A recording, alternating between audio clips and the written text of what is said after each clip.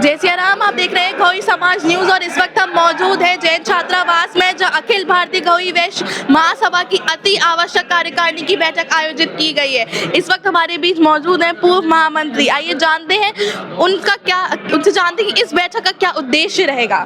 Sir, आपका परिचय।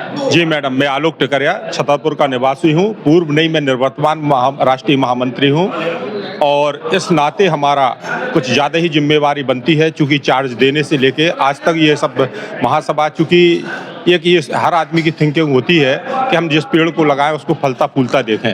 महासभा में पिछले कार्यकाल में हम लोगों ने बहुत मेहनत करके महासभा की सारी, चाहे वो संपत्तियां हो, चाहे वो सदस्यता हो, चाहे आर्थिक रूप से, सामाजिक रूप से, राजनीतिक रूप से उसको प्रखर पर ले जाने का प्रयास किया और बहुत मेहनत की। हम लोगों का 3 साल का कार्यकाल था। कार्यकाल में कोरोना भी रहा, हम लोग को 1.5 साल ही काम करने के लिए मिला, लेकिन हमने 24 घंटे काम करके 365 दिन काम करके वो सारी व्यवस्थाएं ली और आज इसी उम्मीद से हमने जो नई टीम आई थी उसको ये जिम्मेदारी हस्तांतरित करने के लिए थे कि शायद जो हम लोगों ने काम आगे बढ़ाए हैं उसको ये लोग बहुत तेज़ी से आगे बढ़ाएं।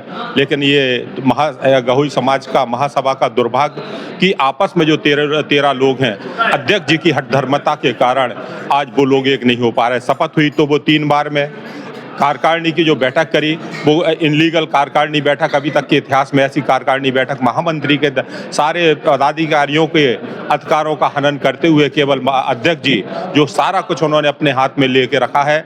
महासभा इस तरह से नहीं चलती है। आपका घर का काम नहीं है, समाज का काम है, इसमें मैं नहीं, हम के भाव से अगर आप काम करेंगे तो निश्चित रूप से सब कुछ होगा। आपने सारी मनोनयन कर लिए, आपने सारे प्रकोष्ठ प्रकल्पों की नियुक्तियां कर ली, इसमें आपने अपने 13 तो ठीक है, 3 पदाधिकारियों को, अध्यक्ष महामंत्री को भी साथ में लेके जो आपस में एक ही इतना ज्यादा बीच में कटुता बढ़ा दी है कि आपके निर्वाचित पदाधिकारी भी आपके साथ नहीं होते हैं। केवल आपने तालियां, 1 तारीख की बैठक में तालियां देख ली, आपने भीड़ देख ली। वो भीड़ इसलिए थी कि आपने 100 पद बांट दिए, 100 के साथ में 100 लोग और थे तो ताली बजाने वाले। और ये आपको जमीनी स्तर पर देखना चाहिए कि समाज के लिए हम क्या, समाज किससे वादा करके आए हैं और हमें उसको कैसे पूरा करना है। इस क्षेत्र में काम करते हुए समाज को एक करके और आगे बढ़ाना चाहिए। समाज ने बहुत उम्मीद से आपको ये जिम्मेवारी दी है, इसमें आगे बढ़ाने की नैतिक जिम्मेवारी आपकी होती है। मैं एक बार केवल आपके चैनल के माध्यम से यही अपील करना चाहूँगा कि आप 13 लोग एक साथ होके सामंजस्य बना के महासभा को, समाज को बहुत अच्छी दिशा में ले जाएं तो बहुत अच्छा होगा, जिसके लिए आपको हमेशा समाज याद करेगी। जय हिंद, जय भारत। सर, आपने जो बात कही 100 पद 100 तालियां, क्या कहना चाहेंगे उस बात पे गौर करते हुए? जी मैडम, मैं यही बोलना चाहूँगा, भीड़ जोड़ना बहुत सरल होता है। जब कहीं जैसे आज पूरा देश में चल रहा, वो तो राजनीतिक व्यक्ति हैं, उन्हें बहुत अच्छे से पता है कि हमें भीड़ कैसे जोड़ना है। ये रेवड़ियाँ होती हैं जो पार्टियाँ बांटती हैं, वही फंडा आपने यहाँ पे समाज में अपनाया, चलाया कि हम पद लोग बागों को बहुत सारे देंगे तो भीड़ अपने आप मिलेगी। आज 100-150 लोगों की आपने टीम बना दी है। 100-150 टीमों में बहुत सारे लोग तो ऐसे हैं जिनके पास जो महासभा के सदस्य नहीं होने भी आपने दायित्व पद दे दिया। अरे आपको किसी को क्या जिम्मेवारी दे रहे हैं, ये तो देखना चाहिए कि उसने इसके पहले क्या किया, कहाँ इसकी हैसियत है, नहीं है। अगर बच्चे की 5 किलो वजन उठाने की हैसियत है, आप उसके सिर पे 10 किलो का वजन रख देंगे तो वो निश्चित रूप से नहीं उठा पाएगा। अभी उत्साह में सब लोग नए में बहुत अच्छा उन्होंने ये 100 रुपये वाला निश्चित रूप से आपका सराहनीय, लेकिन इसे आपको एक विधिवत तरीके से आपको निर्णय लेके आना चाहिए था कि इसका जो एक सिस्टम है, आपने बैठक बुलाई, बैठक आपकी इनलीगल है। क्योंकि आप बिना परमिशन लेके अपने भवन पे बहुत अच्छा सुंदर मकान बना लेंगे तो वो आपका मकान जायज नहीं होगा। तो यही यहाँ पे हुआ है। आपके ठीक है, अच्छा था, लेकिन आप ये सब लोगों को साथ में लेके आप वैध बैठक बुलाते तो साहब आपके निर्णय। मैं तो ये अंत में ये भी कहूँगा कि अगर आप लोग बैठ के आपस में सामंजस्य नहीं बात बनाते हैं तो निश्चित रूप से ये कानूनी कार्रवाई, कोर्ट कचहरी हो जाएंगे, वो समाज अधर में लटक जाएगा। तो हमारा यही निवेदन है कि आप सबके साथ में सामंजस्य बना के जो भी निर्णय लेना है, कार्यकारिणी के साथ में बैठ के निर्णय लीजिए। निश्चित रूप से सब कुछ सिरोधार होंगे और सब उसमें आपकी सराहना करेंगे। सर, जो पदाधिकारी उस दिन मौजूद नहीं थे दिनारा में, क्यों नहीं आए? वो क्या उनकी साइड से कोई बात नहीं हुई? बिल्कुल, बहुत अच्छा सवाल किया आपने, क्यों नहीं आए।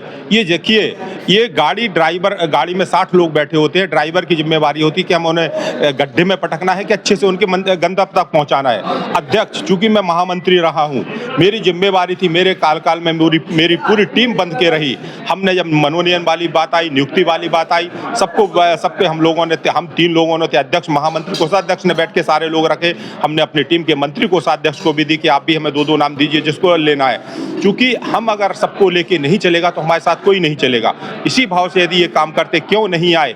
आपने जब शपथ ही 3 बार में करवा पाए हैं, आपने सबकी मंशा से आपने बैठक नहीं बुलाई, तो ये निश्चित रूप से पहले दिन से ही आप एक अपने महत्वपूर्ण इकाई को पद को आपने उसका किताब में विचाराधीन, किस बात का विचाराधीन? अभी आप 3 महीने आपको निर्वाचित हुए, पहले दिन से आपने उसको विचाराधीन, क्या विचाराधीन? अगर पिछली कार्यकारिणी का कुछ है तो पिछली कार्यकारिणी वो रखेगी, आप कैसे उसको विचाराधीन लिख सकते हैं, है ना? तो ये सब जो गलत सबको नाखुश किया है आपने अपने क्रियाकलाप से, अपने कर्तव्य से, एकला चलो रे एकला चलो वाली नीति आपने अपनाई है जो बिल्कुल गलत है। आपको सबको लेके चलते, आप सबको पूछते, सब लोग आपके कार्यक्रम में अपना कार्यक्रम समझ के साथ में होते, बहुत अच्छा सब कुछ करते।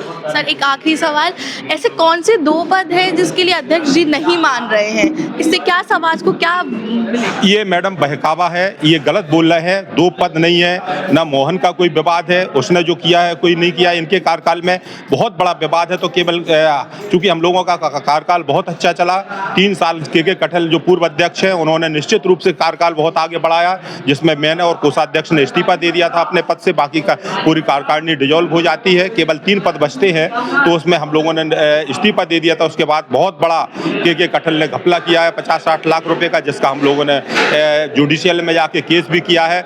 जो हमने वर्तमान कार्यकारिणी को, सभी निर्वाचित पदाधिकारियों को, अध्यक्ष जी को पत्र दिया है कि इसकी आप जांच करिए, ये 40 लाख रुपए करीब का गबन है, ये महासभा में आना चाहिए।